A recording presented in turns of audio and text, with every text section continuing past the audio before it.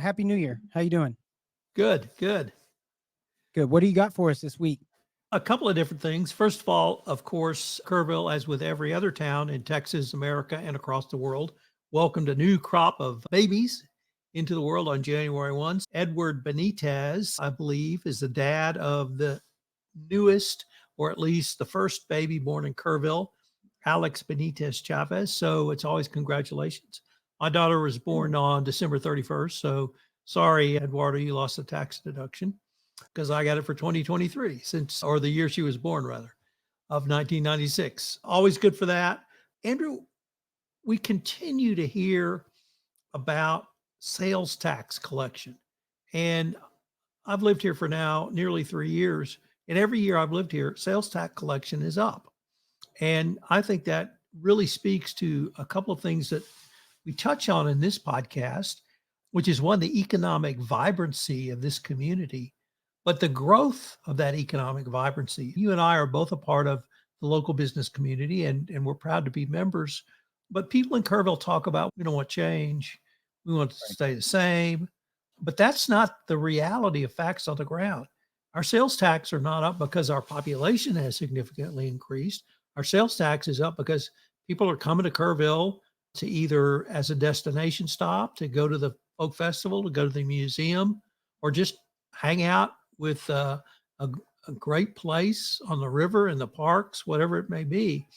And the more tax revenue or sales tax revenue we get, the better off our city is. I just think we talk a lot about taxes or report on news about taxes, and people never want taxes to go up. For the last 3 years, basically every year, our sales tax revenue to the city has increased. And I think that's something that's a real positive for our community, Andrew. I would be inclined to agree with you. I'm a little biased since I lived here. What else? Is that all you got for us today? For this weekend, I'm excited for two things. One is a night at the movies, which is the Symphony of the Hills Pops concert Saturday night. If you've never been to the Symphony of the Hills, I hope you'll check it out. It's a great little local treasure, and it's a lot of fun. And movie nights are always fun for Pops concert. And I have to talk about the national championship game Monday, January 8th, where the University of Michigan, yes, you see my helmets behind me, will destroy University of Washington. You heard it first here. Bank on it, bet on it, book it. U of M, go blue. I was thinking about you last weekend, Tom. I was really hoping we'd see that Michigan-Texas thing. Didn't that have some potential? It did up until the last play of the game against Washington. Yeah. All right. For myself, thank you for that, Tom. For myself, I just had two quick mentions. Speaking of biases, the church that I belong to here is doing some expansionary construction work for a Eucharistic Adoration Chapel. That is the parish of Notre Dame.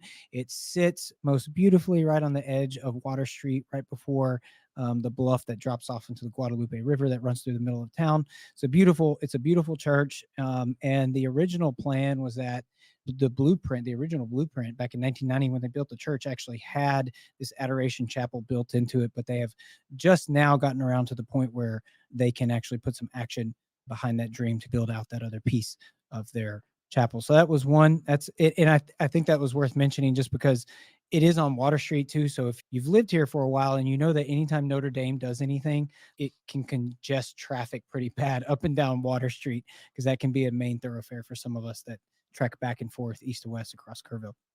And then the second mention I had for today's news roundup was the Kerr County Stock Show.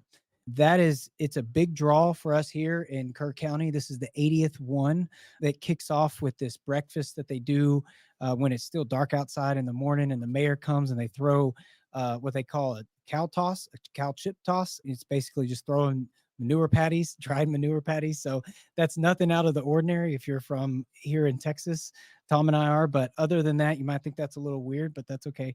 It's a week-long event. There's stuff at the Ag Barn, which is over there, the Hill Country Youth Event Center, and it goes all the way through tomorrow. So if you're looking to get out this weekend, you'll have a chance to drop in over there and see what's happening there for the last day. And then this weekend over the holidays, Tom, this is the second holiday season in a row where my wife and I were actually sick.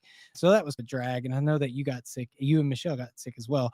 But now that we're over that, I'm looking forward to just trying to get out and hopefully get some sunshine this weekend and enjoy some of the beautiful Texas Hill Country weather, because it's been between being sick and then some of that nasty weather we had over the last couple of days, it's been a drag. So we're really looking forward to some free time to do some of that this weekend. I hear you on both, Andrew. Yeah. All right, Tom, thank you for joining me as always. Thank you guys for tuning in, and we are out until next week. We will see you next time. Take care. Have a great weekend. Be safe out there. Go enjoy the beautiful Texas Hill Country weather this weekend. Thanks so much.